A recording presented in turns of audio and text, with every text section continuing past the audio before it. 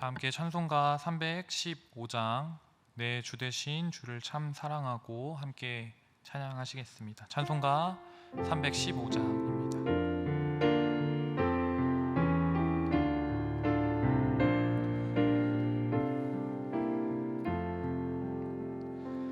내 주 되신 주를 참 사랑하고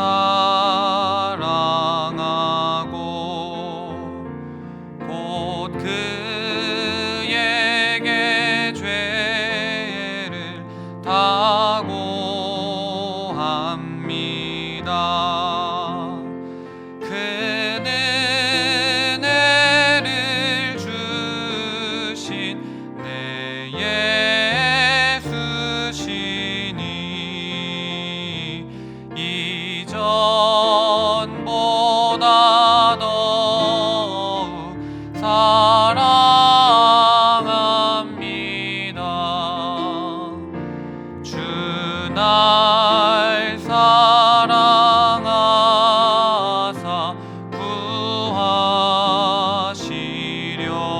구하시려고 저 십자가 고난 당하셨도다. 그가 시관 쓰신 내 주 배우니 이전보다 더욱 사랑합니다. 내 평생에 힘쓸 그 큰 의무는 주 예수의 덕을 늘 기림이라. 숨질 때에까지 내 할 말씀은 이전보다 더욱 사랑합니다.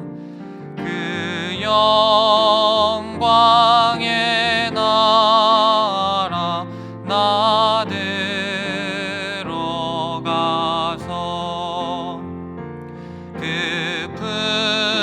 풍성한 은혜 늘 감사하리. 금면류관 쓰고 나 찬송할 말 이전보다 더욱 사랑합니다. 아멘. 사도신경으로 우리의 신앙을 고백하겠습니다. 전능하사 천지를 만드신 하나님 아버지를 내가 믿사오며 그 외아들 우리 주 예수 그리스도를 믿사오니 이는 성령으로 잉태하사 동정녀 마리아에게 나시고 본디오 빌라도에게 고난을 받으사 십자가에 못 박혀 죽으시고 장사한 지 사흘 만에 죽은 자 가운데서 다시 살아나시며 하늘에 오르사 전능하신 하나님 우편에 앉아 계시다가 저리로서 산 자와 죽은 자를 심판하러 오시리라. 성령을 믿사오며 거룩한 공예와 성도가 서로 교통하는 것과 죄를 사하여 주시는 것과 몸이 다시 사는 것과 영원히 사는 것을 믿사옵나이다. 아멘. 찬송가 370장입니다.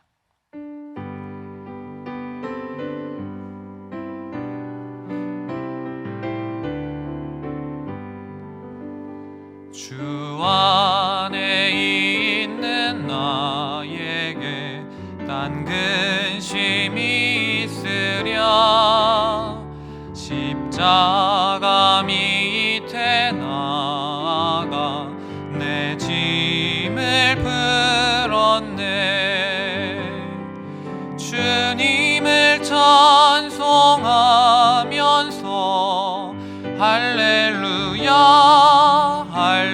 할렐루야.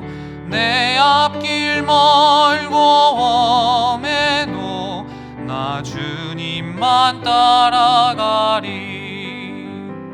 그 두려움이 변하여 내 기도 되었고,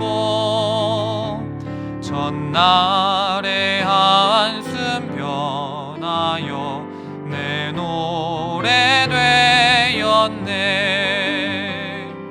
주님을 찬송하면서 할렐루야 할렐루야. 내 앞길 멀고 험해도 나 주님만 따라가리. 내 주는 자비하셔서 늘 함께 계시고, 내 궁핍함을 아시고 늘 채워주시네. 주님을 찬송하면서 할렐루야 할렐루야. 내 앞길 멀고 험해도 나 주님만 따라가리. 내 주와 맺은 언약은 영불변하시니, 그 나라 가기까지는 늘 보호하시네. 주님을 찬송하면서 할렐루야 할렐루야. 내 앞길 멀고 험해도 나 주님만 따라가리. 아멘. 우리를 위해 정지숙 권사님 나오셔서 기도해 주시겠습니다.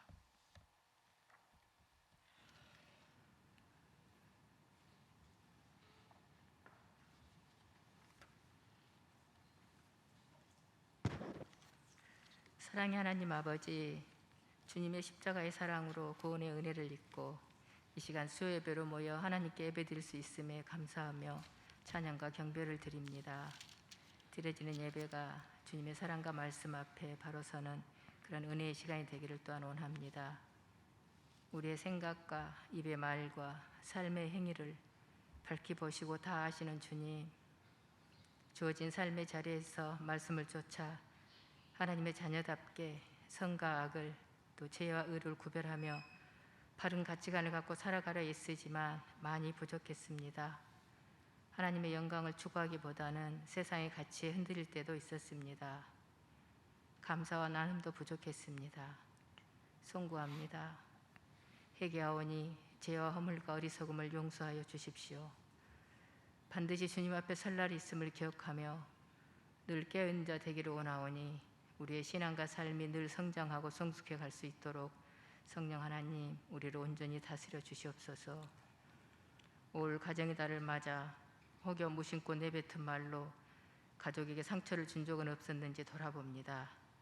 서로를 인정하고 배려하며 존중하고 사랑하여 평안하고 행복한 믿음의 가정을 이루어가는 우리 모두가 되게 해주십시오.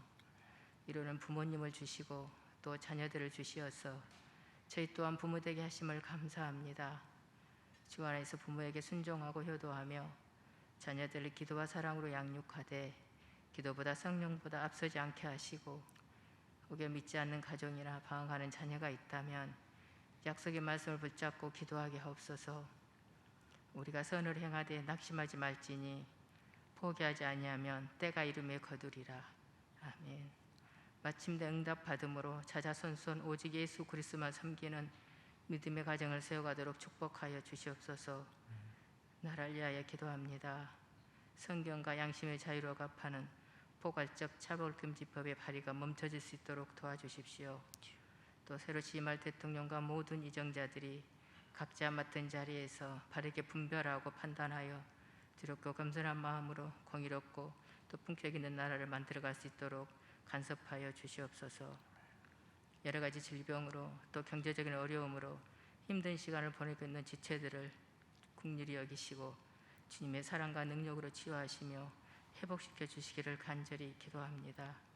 온 교회가 하루 1시간 예수님과 함께 깨어있기를 통해 매일 말씀과 동행하며 중보 기도로 지체들을 돌아보고 그리스도의 기쁨을 나누며 다음 세대를 오직 성경과 말씀으로 잘 가르쳐서 예수님의 성품을 담는 리더들로 세워가는 건강한 교회 공동체가 되도록 축복하여 주시옵소서. 열방에 나가 복음을 위해 헌신하고 계신 선교사님들의 건강과 안전을 지켜주시고 사역에 필요한 모든 것을 공급해 주시되 이곳에 있는 저희들도 물질로 기도로 동참케 하옵소서. 뿌려진 복음의 씨앗으로 말미암아 그 땅들도 하나님의 은혜와 긍휼하심이 머무는 땅으로 하나님을 예배하는 민족으로 변화되게 하옵소서. 이제 말씀을 듣겠습니다. 말씀을 전하실 우리 노이제 전도사님을 성령의 능력으로 붙들어 주시고 준비된 말씀을 잘 되새게 하시며 듣는 저희들의 마음도 성령으로 감동해 주시어서 우리를 향하신 하나님의 선하신 뜻이 무엇인지를 깨달으며 겸손히 주님을 뒤쫓는 용기 있는 그리스도인들이 되어 하나님의 공의를 세워가는 우리 모두가 되게 하옵소서. 감사하오며 거룩하신 예수님의 이름으로 기도합니다. 아멘.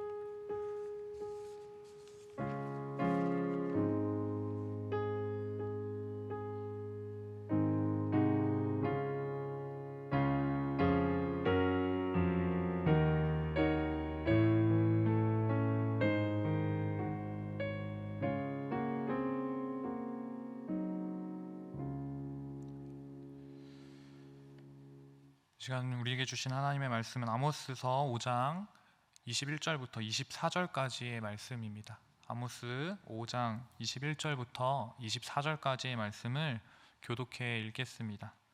제가 가진 성경으로는 구약 성경 1279페이지입니다.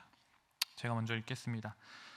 내가 너희 절기들을 미워하며 멸시하며 너희 성회들을 기뻐하지 아니하나니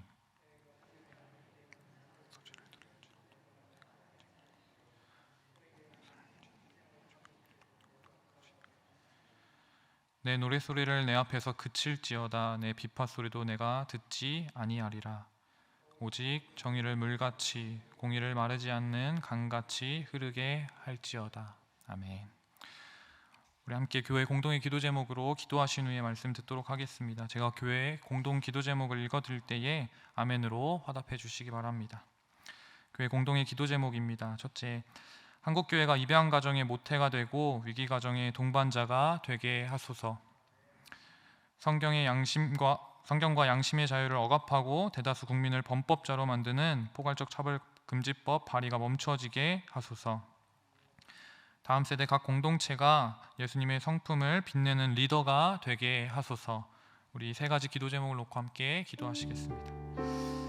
사랑하는 하나님 감사합니다. 우리가 섬김과 사랑의 공동체로 나아가길 원합니다. 주님, 이 시간 말씀을 듣고 예배할 때에 주님 정말로 우리 가운데 그 많은 이들이 물밀듯이 일어날 수 있게 하시며 주님, 한국교회가 이방 가정의 모태가 되고 위기의 가정에 동반자가 될 수 있는 그런 한국교회가 될 수 있도록 주님 인도하여 주시옵소서. 하나님 또한 그것이 우리 홍성교회로부터 먼저 시작될 수 있도록 주님 은혜를 베풀어 주시옵소서. 주님, 성경과 양심의 자유를 억압하고 대다수의 국민을 범법자로 만드는 포괄적 차별금지법이 발의되려 하고 있습니다. 주님, 이것들을 막아주시고 주님, 우리가 정말로 양심의 자유대로 정말 하나님을 영원롭게 하는 삶을 살 수 있도록 주님 인도하여 주시옵소서.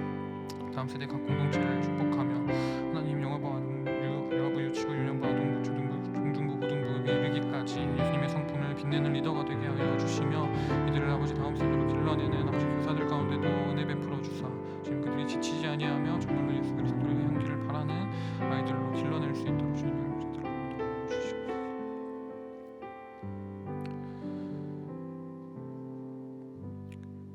사랑하는 하나님, 너무나 감사합니다. 이 시간 말씀을 듣게 하시고 주님의 말씀대로 살아가게 하실 능력으로 허락하시니 감사합니다. 주님, 우리가 말씀을 받을 때에 그대로 주님의 말씀으로 받고 그대로 실천하며 나아갈 수 있는 우리 교회 될 수 있도록 인도하여 주시옵소서. 주님, 한국교회가 입양가정의 모태가 되고 위기의 가정의 동반자가 되기를 간절히 소망합니다. 주님, 먼저는 우리 서울 홍성교회가 그것의 시발점이 될 수 있도록 주님 은혜 베풀어 주시옵소서. 주님, 성경과 양심의 자유를 억압하고 대다수 국민을 범법자로 만드는 포괄적 차별금지법 발의가 멈춰지게 하시며 정말로 위정자들 가운데 하나님 나라의 정의와 공의가 무엇인지 깨달아 알 수 있는 지혜로 허락하여 주시옵소서. 다음 세대 각 공동체가 예수님의 성품을 빛내는 리더가 되게 하여 주시며 그들을 양육하는 교사와 양육자들 가운데도 주님 함께 하사 주님 정말로 예수님을 닮아가는 리더들로 날마다 자라갈 수 있도록 인도하여 주시옵소서.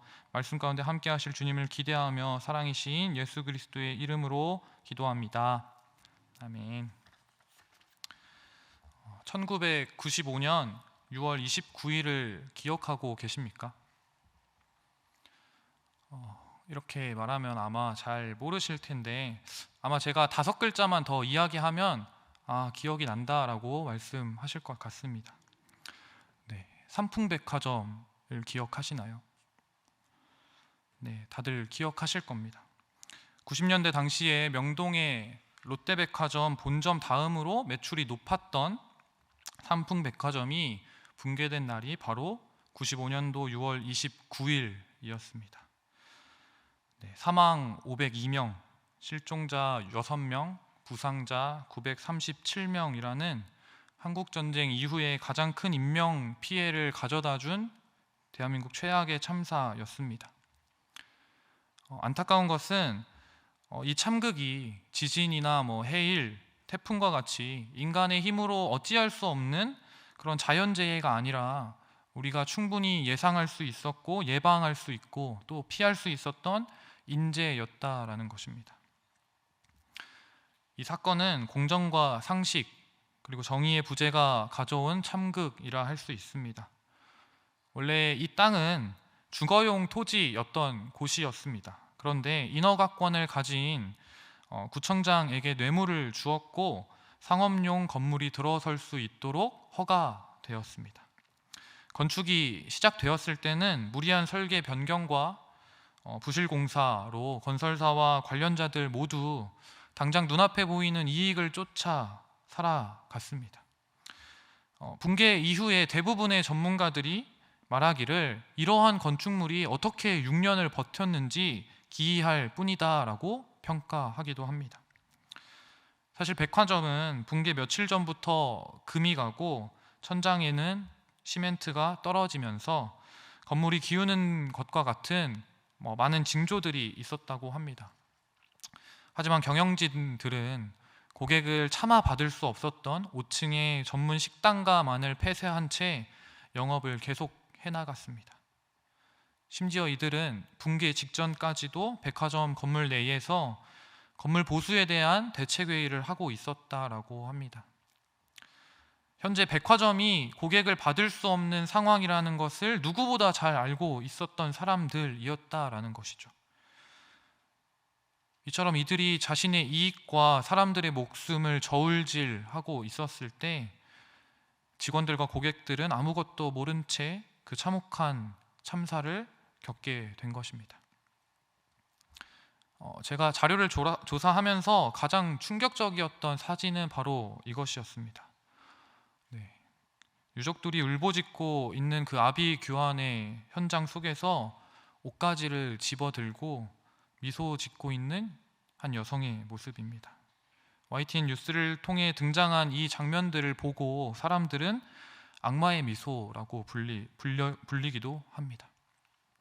최근에도 울진의 산불 현장에서 산불로 혼란한 틈을 타서 자원봉사를 하러 왔다라고 속이고 빈집털이를 시도한 사람이 검거됐다라는 사건도 있었습니다. 타인의 아픔에 대해서 전혀 공감하지 못하고 자신의 이익을 위해 범죄도 서슴지 않는 우리의 죄성을 고스란히 보여준 사건이라고 할 수 있습니다. 삼풍백화점 사건은 너무나 충격적인 사건이기에 여기 계신 성도님들 중에서는 그날 본인이 무엇을 했는지도 생생하게 기억하시는 분들도 있을 것입니다. 우리는 이러한 인재들을 바라보면서 우리 사회의 현 주소를 깨닫게 됩니다. 특정 사회, 특정 사람들에게서만 나타나는 정의의 부재가 아니라 사회 전체적으로 만연해 있는 정의의 부재를 볼 수 있다라는 것입니다. 그리고 더욱 우리를 가슴 아프게 하는 것은 이러한 정의를 수호해야 마땅하고 정의를 부르짖어야 마땅한 우리의 교회조차도 정의의 부재라는 늪에서 결코 자유하지 못하다라는 사실입니다. 교회 세습의 문제는 더 이상 법정 다툼이 무의미할 정도로 느껴지기도 합니다. 성 스캔들로 사회적 파장을 일으켰던 목회자들 또한 다시 이곳 저곳에서 목회 활동을 이어나가고 있다는 소식이 들려옵니다. 바른 교회를 세우기 위해 존재해야만 하는 노회나 교단 총회는 정치 권력을 위해 암투하는 현장이 되기도 합니다. 이러한 현실을 바라보며 우리는 정의가 무엇인지, 정의를 잃어버린, 정의를 또 잊어버린 한국교회의 현실을 마주하게 됩니다. 오늘 아모스서의 말씀을 통해 우리가 잃어버린 그 정의를 되찾는 시간이 되기를 간절히 소망합니다. 왜냐하면 우리에게는 그 정의가 필요하기 때문입니다. 그 중에서도 하나님 나라의 정의가 반드시 필요합니다. 하나님께서 오늘 아모스 선지자를 통해 이렇게 말씀하십니다. 21절과 22절의 말씀을 함께 읽겠습니다. 시작. 내가 너희 절기들을 미워하며 멸시하며 너희 성회들을 기뻐하지 아니하나니 너희가 내게 번제나 소제를 드릴지라도 내가 받지 아니할 것이요 너희의 살진 희생의 화목제도 내가 돌아보지 아니하리라. 아멘. 우리 그리스도인들이 세상의 사람들과 다른 점이 하나 있다면 우리는 예배자이고 교회는 예배 공동체로 부르심을 받았다라는 것입니다. 이 땅에서만큼은 다른 사람들과 똑같은 삶을 저희도 일주일간 살아가지 않습니까? 그리고 똑같이 그리스도인이라고 해서 고난을 조금 받거나 더 많이 받거나 그러지 않고 똑같이 고난을 당하기도 합니다. 그렇게 그다지 특별할 것 없는 평범한 인생을 산다라는 것이죠. 그리스도인이라고 해서 특별할 것이 딱히 없다라는 것입니다. 그런데 우리에게 다른 점 하나가 있다면 우리는 예수 그리스도의 피로 속죄함을 받은 예배 공동체로서 거룩하신 하나님을 이 예배의 자리에서 대면하고 그를 영원토록 즐거워하는 특권을 부여받은 사람이라는 것입니다. 그래서 우리가 지금 여기에 이 자리에 예배하러 나와 있지 않습니까? 그런데 오늘 본문의 말씀에서 하나님께서 우리의 절기를, 우리의 번제와 소제, 화목제를 기뻐하지 않으시고 돌아보지 않으신다라고 말씀하십니다. 절망적인 말씀 아닙니까? 세상의 사람들과 다른 것이 하나 있다면 예배하는 사람이라는 것인데 하나님께서 그 예배를 받지 않으신다라고 말한다는 것입니다. 하나님의 백성으로서 거룩한 예배 공동체로서의 특권을 박탈당한 것입니다. 무엇이 하나님을 이토록 분노하게 했고 불쾌하게 만들었으며 그가 예배를 거부하실 만큼 무엇이 잘못되었을까요? 요한복음 4장에서 예수님께서 사마리아 여인에게 이렇게 말씀하십니다. 아버지께 참되게 예배하는 자들은 영과 진리로 예배할 때가 오나니 곧 이때라. 아버지께서는 자기에게 이렇게 예배하는 자들을 찾으신다라고 말씀하십니다. 하나님께서 예배하는 자들을 찾고 계신다라고 말한단 말입니다. 이 땅에 수없이 많은 교회들이 있고 예배하는 자들이 수없이 많이 있는데 하나님이 예배하는 자들을 찾으신다라고 말씀합니다. 예배하는 자들을 찾는다라는 말씀은 무수하게 많이 드려지고 있는 이 예배가 하나님이 바라시는 참된 예배는 아닐 것 같다라는 의미입니다. 예배의 홍수 속에서 우리는 살아가지만 참된 예배가 없는 시대라고 말씀하고 있는 것입니다. 그렇다면 이렇게 수많은 예배들이 참된 예배가 아닌 하나님께서 찾지 않으시는 거짓 예배가 된 이유는 무엇일까요? 우리의 믿음이 부족하거나 없었던 것일까요? 저는 상식적으로 그렇지는 않다고 생각합니다. 오늘 본문인 아모스 선지자와 또 예수님의 시대에 이스라엘 백성들 가운데에 하나님만이 유일한 참 하나님이시라는 사실을 믿지 않는 사람이 몇 명이나 되었을까요? 또 우리들 중에서도 예수 그리스도만이 우리의 참 구원자이시고 그의 피로 내가 구원을 받았다라는 사실을 믿지 않고 지금 이 자리에서 귀중한 시간을 내고 마음을 다해 예배하는 사람이 과연 몇이나 있을까요? 그래서 저는 적어도 하나님이 참된 예배가 아니라고 말씀하시는 것이 믿음의 문제는 아닐 것이라고 생각하는 것입니다. 하나님께서 이처럼 불같이 분노하시고 우리의 예배를 거부하시는 이유는 오늘 본문 24절에서 찾아볼 수 있습니다. 함께 읽겠습니다. 시작. 오직 정의를 물같이 공의를 마르지 않는 강같이 흐르게 할지어다. 아멘. 하나님께서 예배를 돌아보지 아니하시고 거부하시는 이유는 예배하는 이들에게 정의와 공의가 가뭄처럼 메말라 있었기 때문입니다. 이들이 형식을 쫓아서 예배하고 날마다 주여 주여라고 부르짖으면서 하나님을 날마다 찾기는 하지만 그들의 일상 가운데에서 하나님 나라의 정의는 잊혀졌고 공의가 사라졌기 때문입니다. 오늘 본문의 배경이 되는 주전 8세기의 아모스 시대는 여로보암 2세가 북이스라엘의 왕으로 재위했던 시기입니다. 이 기간 동안에 유다의 왕은 우시야였습니다. 여로보암 2세는 이스라엘의 가장 강력하고 가까운 적이라고 할 수 있는 아람의 군대를 정복하면서 그가 왕위에 올랐습니다. 그리고 그 시대의 애굽, 아수르, 바벨론과 같은 강대국들은 이 기간 동안에 상대적으로 그 국력이 쇠약해져 있었을 때입니다. 그의 통치 기간에는 유다와의 전쟁도 없었기 때문에 이 시기에는 태평성대를 이루었다라고 말할 수 있겠죠. 이처럼 국제적으로 안정되었고 그렇기 때문에 이스라엘은 경제적인 측면에서도 번영을 이루을 수 있었습니다. 사람들은 국제 무역을 통해서 막대한 부를 축적하게 되었고 새로운 경제 질서를 따라서 대규모의 도시화가 이루어졌습니다. 가파른 경제 성장을 이루었다라는 것입니다. 이러한 가파른 경제 성장, 우리가 익숙하게 알고 있지 않습니까? 우리가 경험적으로 알고 있듯이 이러한 성장에는 필연적으로 어두운 면이 존재하기도 합니다. 이 시대에는 상류층과 하류민으로 보이지 않는 계급이 생겨났고 노예 노동이 성행했습니다. 가난한 자들은 법적으로나 경제적으로 착취를 당하는 반면에 부자들은 자신이 이미 가진 것들을 통해 방종과 방탕의 삶을 일삼으며 삶을 허비해 나갔습니다. 성적인 부도덕과 우상 숭배는 말할 것도 없었을 것입니다. 이렇게 방탕한 삶을 살면서도 아이러니한 것은 이들은 종교 생활 또한 놓치지 않았다라는 사실입니다. 좀 부지런한 사람들이죠. 아모스서 4장 4절과 5절의 말씀 제가 읽겠습니다. 너희는 베델에 가서 범죄하며 길갈에 가서 죄를 더하고 아침마다 너희의 희생을 3일마다 너희의 11조를 드리며 누룩 넣은 것을 불살라 수은제로 드리며 낙헌제를 소리내어 선포하려무나. 이스라엘의 자손들아, 이것이 너희가 기뻐하는 바니라. 주 여호와의 말씀이니라.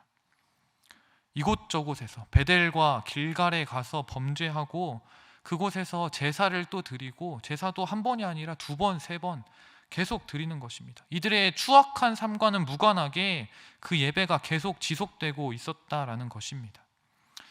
다만 이 예배는 하나님이 기뻐 받으시는 예배라고 말하지 않습니다. 그들 스스로 자족하고 기뻐하는 예배다라고 성경은 증언합니다.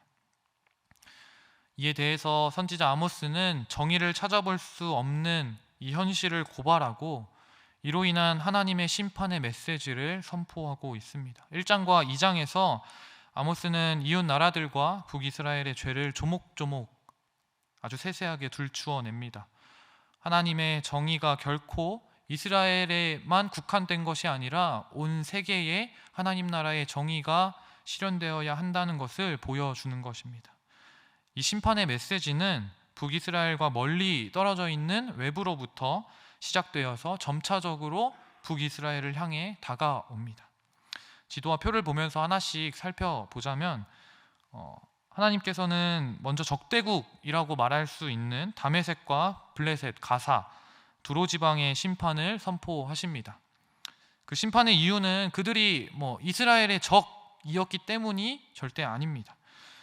그들의 불의와 죄가 그 땅에 가득했기 때문에 하나님은 심판을 하시는 것입니다. 다메섹은 길르앗을 흉포하게 압박하였고 블레셋은 사로잡은 자를 에돔에 팔아 넘겼습니다. 그리고 시돈, 두로는 형제와의 계약을 기억하지 않고 사로잡은 자를 이들도 에돔에 넘겼다라고 성경은 증언합니다. 이들은 적대국이었고 다음으로 먼 친척이라고 말할 수도 있는 에돔과 암몬, 모압 자손입니다. 에돔은 칼로 형제를 쫓고 긍휼을 베풀지 않았습니다. 암몬은 지경을 넓히고자 길르앗의 임산부 배를 갈랐다라고 말합니다. 모압은 사로잡힌 에돔 왕의 뼈를 불사르는 죄를 저질렀습니다. 우리가 이들의 죄에서 볼 수 있는 공통점은 폭력과 압제, 형제를 버린 것입니다. 다시 말해서 하나님의 정의의 척도가 바로 그 연약한 자들을 대하는 태도에 있다라는 것입니다. 언약의 백성인 유다와 북이스라엘의 상황은 이것보다 훨씬 심각합니다. 유다의 죄는 여호와의 율법을 멸시하고 지키지 아니하였으며 그 조상들이 따라가던 거짓에 미혹된 것입니다. 마지막으로 아모스 심판의 종착점인 북이스라엘은 다른 나라에 비해서 매우 자세하게 그 죄들이 열거됩니다. 보시면 은을 받고 의인을 팔았고 신발 한 켤레를 받고 가난한 자를 팔았다라고 말합니다. 힘없는 자의 머리를 티끌 먼지 속에 발로 짓밟았고 연약한 자들의 길을 굽게 하였으며 아버지와 아들이 한 젊은 여자의 처소에 들어갔다라고 말합니다. 가난한 이들에게 필수품이라고 말할 수 있는 겉옷을 전당 잡아서 그들에게 돌려주지 않았다라고 말합니다. 신전에서는 우상 숭배가 공공연하게 벌어졌습니다. 가난한 자, 힘없는 자, 연약한 자, 젊은 여인과 같은 이 국가들의 피해자를 보았을 때 북이스라엘의 죄 또한 연약한 자들을 대하는 태도에 있음을 알 수 있습니다. 하나님 사랑과 이웃 사랑이라는 율법의 기본 원리를 던져버린 북이스라엘은 언약 백성임에도 불구하고 이제는 하나님의 심판의 대상이 되어버린 것입니다. 그들의 죄는 다른 나라들의 죄보다 더 심각합니다. 왜냐하면 이들이 언약 백성이기 때문이죠. 하나님의 심판의 대상이 된 이들은 이제 이들의 예배는 헛된 소리와 울리는 꽹과리와 같아졌을 뿐입니다. 다시 말하면 이들의 죄를 살펴보았을 때 저는 아모스서가 말하는 하나님 나라의 정의가 연약한 자들을 대하는 태도에 있다라고 생각합니다. 다시 말해 하나님께서 이들의 예배를 기뻐하지 않으시고 돌아보시지 않는 이유는 이들이 힘없는 자들을 압제하고 고아와 과부들을 돌보지 않았으며 가난한 자들을 착취하는 삶을 살아가면서 위선적인 예배를 드렸기 때문이라는 것입니다. 우리가 일반적으로 정의의 사전적 의미는 질서를 정립하고 특히 인간과 인간 사이에 균형을 이루고 유지하는 기능을 가진 원리라고 합니다. 사전적 의미가 이렇다는 거죠. 철학자 아리스토텔레스는 정의를 사회적 원리로 이해했고 각자에게 각자의 것을 주는 어떤 배분적 정의를 강조했습니다. 현대에 들어와서 미국의 대표적인 철학자인 존 롤스는 사회 구성원 모두가 최대한의 자유를 누리면서 공정한 분배 속에서 평등을 이루는 것이 정의다라고 말합니다. 최대 다수의 최대 행복이라고 하는 공리주의적 정의를 말하고 있는 것입니다. 정의란 무엇인가? 라는 책으로 많은 사랑을 받았던 하버드의 마이클 샌델 교수는 정의로운 사회란 시민의식, 희생, 봉사 등을 근간으로 하는 공동체 의식으로부터 기인한다라고 말합니다. 그리고 비슷한 이름의 책을 써낸 팀 켈러 목사님은 이렇게 말합니다. 가난한 이들을 위해서 아낌없이 공의를 베푸는 삶은 진실하고 참되니 복음을 믿고 쫓는 이들에게 반드시 나타나는 명확한 증거이다 라고 말하면서 인간은 하나님의 형상으로 지음받은 존재로서 정의를 실천해야 하고 하나님의 사랑을 받은 존재로서 너그럽게 남을 대접해야 한다라고 정의에 대한 성경적인 해석을 더하기도 합니다. 그렇다면 성경이 말하고 있는 정의, 특별히 하나님 나라의 정의가 실현된 그 모습은 어떤 것일까요? 사실 우리는 이미 이사야 선지자를 통해서 예언된 예수 그리스도의 그 모습으로 그 정의가 실현된 나라, 샬롬의 나라를 알고 있습니다. 이사야 11장의 말씀입니다. 조금 긴데요. 함께 읽겠습니다. 시작. 이새의 줄기에서 한 싹이 나며 그 뿌리에서 한 가지가 나서 결실할 것이요 공의로 가난한 자를 심판하며 정직으로 세상의 겸손한 자를 판단할 것이며 공의로 그의 허리띠를 삼으며 성실로 그의 몸에 띠를 삼으리라. 여기서부터 이제 그 샬롬의 나라가 보여집니다. 시작. 그때에 이리가 어린 양과 함께 살며 표범이 어린 염소와 함께 누우며 송아지와 어린 사자와 살진 짐승이 함께 있어 어린아이에게 끌리며 내 거룩한 산 모든 곳에서 해됨도 없고 상함도 없을 것이니 이는 물이 바다를 덮음 같이 여호와를 아는 지식이 세상에 충만할 것임이니라. 아멘. 샬롬의 나라는 이처럼 하나님으로부터 멀어졌던 그리고 모든 깨어졌던 관계가 회복되는 것이다 라고 말하고 있습니다. 이리와 어린 양이 함께 뛰노는 곳이라고 말하지 않습니까? 그리고 물이 바다를 덮음 같이 여호와를 아는 지식이 세상에 충만한 나라라고 말하고 있습니다. 우리로부터 깨어졌던 하나님과의 관계가 완전히 회복된 나라라고 말합니다. 이와 같이 이 땅에 샬롬을 선포하시는 그 메시아 예수 그리스도는 종의 모습으로 나타나시는데 이사야 42장의 말씀입니다. 함께 읽겠습니다. 시작. 내가 붙드는 나의 종 내 마음에 기뻐하는 자 곧 내가 택한 사람을 보라. 내가 나의 영을 그에게 주었은즉 그가 이방의 정의를 베풀리라. 상한 갈대를 꺾지 아니하며 꺼져가는 등불을 끄지 아니하고 진실로 정의를 시행할 것이며 그는 쇠하지 아니하며 낙담하지 아니하고 세상에 정의를 세우기에 이르리니 섬들이 그 교훈을 앙망하리라. 상한 갈대를 꺾지 아니하고 꺼져가는 등불을 끄지 않는 그 종의 모습이 바로 하나님 나라의 정의의 아름다운 모델이다라고 성경이 말하고 있는 것입니다. 아모스 선지자는 더 이상 정의를 찾아볼 수 없는 이 어두운 시대 속에서 하나님 나라의 정의를 부르짖으며 세상의 회개를 촉구합니다. 정의가 강같이 하수같이 흐르게 해달라고 선포한다라는 것이죠. 저는 이 아모스 선지자가 선포했던 이 솔로몬 이후에 최고의 전성기를 누렸던 그 시대가 그 시대의 이스라엘의 모습이 지금 우리의 모습과 많이 닮아 있다라고 느꼈습니다. 세계에서도 손가락 안에서 꼽히는 경제력과 국방력 그리고 어떤 나라와도 비교할 수 없는 문화 경쟁력을 갖추었던 우리나라 최고의 과학기술력 등이 외면적으로는 지금 우리나라는 단군 이래의 가히 최고의 전성기라 말할 수 있을 것입니다. 하지만 이처럼 화려한 겉모습이 약자들의 고통과 압제 속에서 이루어졌다라는 사실은 우리가 그리 놀랄만한 사실이 아닐 것입니다. 왜냐하면 때때로 우리가 그 약자였을 때도 있었을 것이고 알게 모르게 압제하는 자의 입장에 있었을 수도 있기 때문입니다. 하나님 나라의 복음을 증거하고 전해야만 하는 교회는 또 어떻습니까? 다른 곳은 몰라도 교회만큼은 여전히 너희는 정의가 살아있다라고 당당하게 말할 수 있을까요?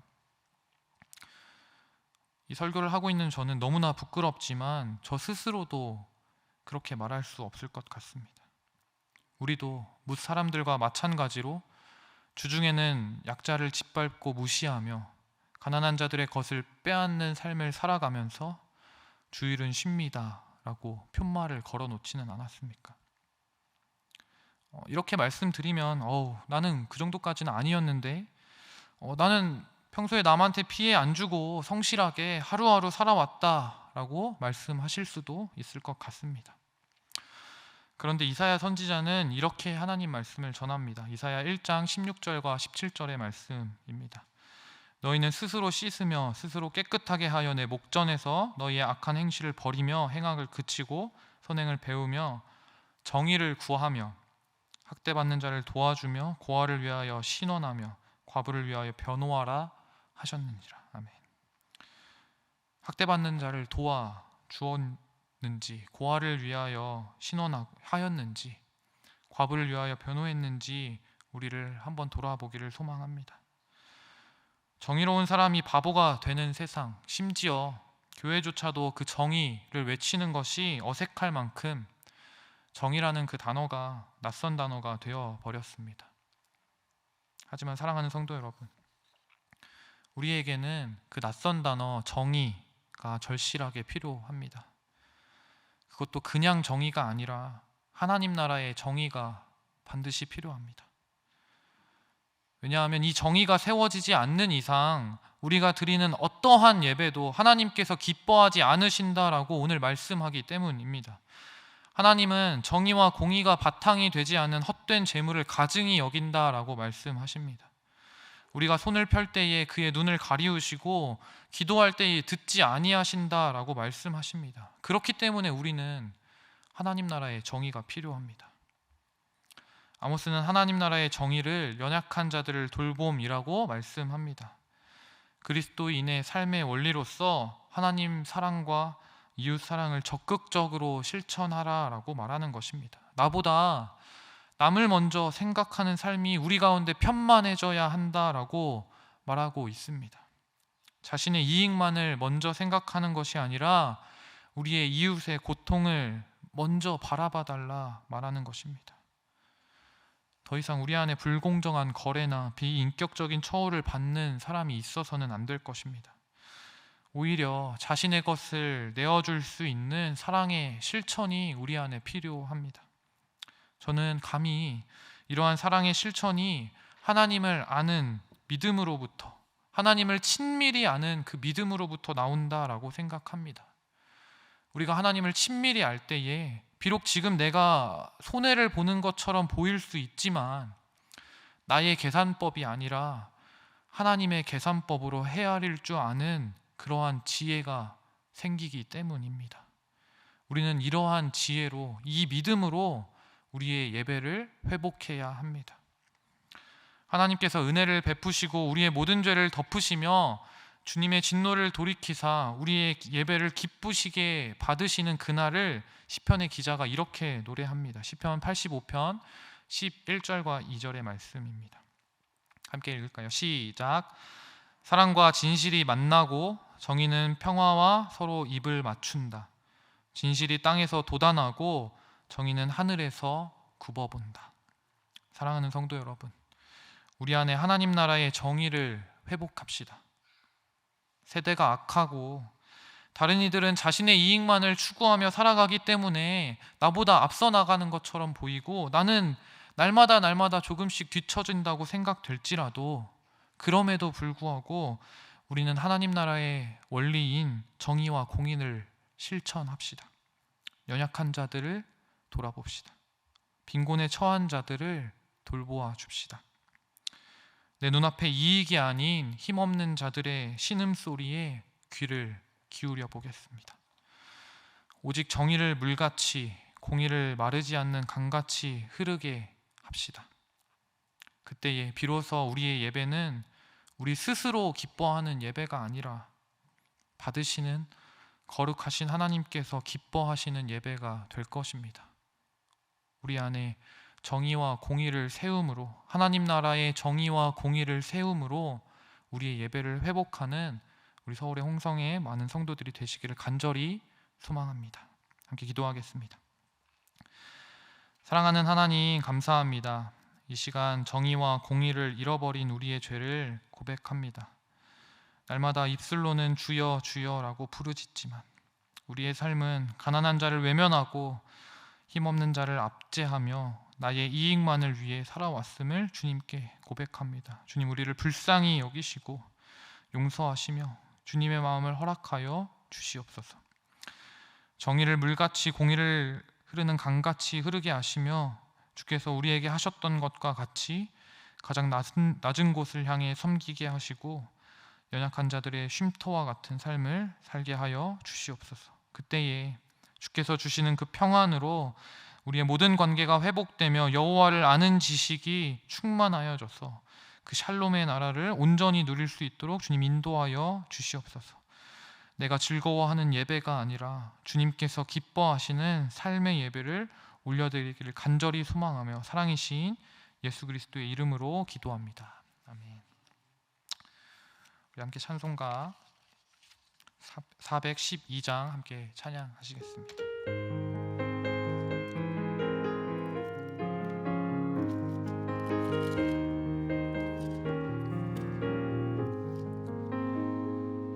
내 영혼의 극히 깊은 데서 맑은 가락이 울려나네. 하늘 곡조가 언제나 흘러나와 내 영혼을 고이 싸네. 평화 평화로다 하늘 위에서 내려오네. 그 사랑의 물결이 영원토록 내 영혼을 덮으소서. 내 마음속에 솟아난 이 평화는 깊이 묻힌 보배로다. 나의 보화를 캐내어 가져갈 자 그 아무도 없으리라. 평화 평화로다 하늘 위에서 내려오네. 그 사랑의 물결이 영원토록 내 영혼을 덮으소서. 내 영혼의 평화가 넘쳐남은 주의 큰 복을 받음이라. 내가 주야로 주님과 함께 있어 내 영혼이 편히 쉬네. 평화 평화로다 하늘 위에서 내려오네. 그 사랑의 물결이 영원토록 내 영혼을 덮으소서. 이 땅 위에 험한 길 가는 동안 참된 평화가 어디 있나. 우리 모두 다 예수를 친구 삼아 참 평화를 누리겠네.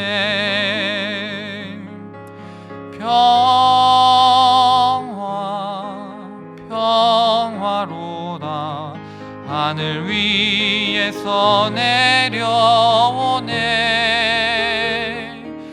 그 사랑의 물결이 영원토록 내 영혼을 덮으소서.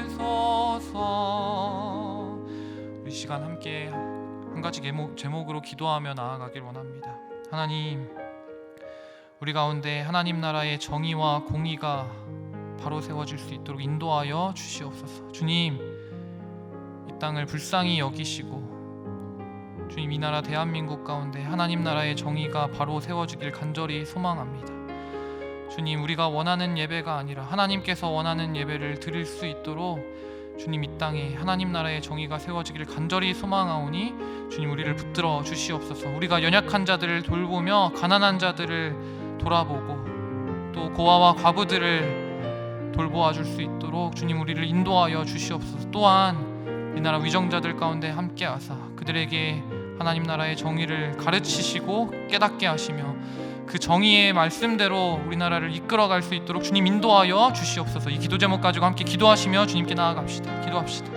하나님, 감사합니다. 우리 가운데 하나님 나라의 정의가 세워지기를 간절히 소망합니다. 주님, 연약하고 부족하여서 하나님, 우리가 주를 살아가면서 날마다 가난한 자를 압제하고 주님, 우리의 삶을 나의 이익과 만족대로 살아가기를 반복했던 우리의 삶을 주님 앞에 올려드리오니 주님, 우리를 불쌍히 여기시고 주님, 정말로 이 시간 하나님 나라의 정의를 깨닫게 하시며 연약한 자들을 돌보아 줄 줄 알고 주님, 주의 말씀과 율법대로 살아가고 하나님, 정말로 그 연약한 자들을 돌보아 주고 상한 갈대를 꺾지 않으시는 주님을 그 닮아갈 수 있도록 주님 인도하여 주시옵소서. 특별히 이 나라의 위정자들 가운데 함께 하사 주님, 세상의 정의와 세상의 가치관이 아니라 하나님 나라의 정의와 공의대로 아버지 이 땅을 다스리고 아버지 세워나갈 수 있도록 주님 인도하여 주시옵소서.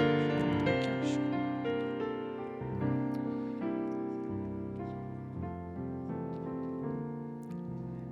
사랑하는 하나님, 너무나 감사합니다. 우리 가운데 말씀하시고 우리 가운데 하나님 나라의 정의와 공의에 대해서 알게 하시니 감사합니다. 주님, 부족하고 연약하여서 우리가 날마다 입술로는 주여 주여 부르짖지만 우리의 삶 속에서 가난한 자들을 압제하고 연약한 자들을 짓밟지는 않았는지 돌아봅니다. 주님, 우리를 불쌍히 여기시고 우리 가운데 이러한 모습들을 회개하며 나아갈 수 있는 회개의 마음으로 허락하여 주시옵소서.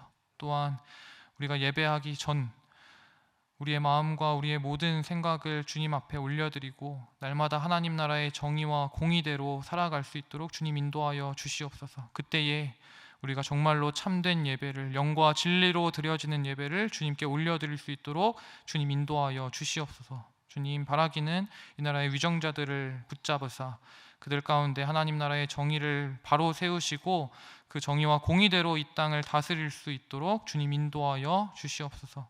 오늘의 말씀 가운데 함께 하실 주님을 사랑하며 사랑이신 예수 그리스도의 이름으로 기도합니다. 아멘. 제가 축도하고 예배를 마치겠습니다. 지금은 우리 주 예수 그리스도의 은혜와 하나님의 사랑과 성령님의 교통하심이 이 시간 함께 예배하신 우리 사랑하는 성도님들의 머리 위에, 가정과 교회 위에 지금으로부터 영원까지 함께 있을지어다.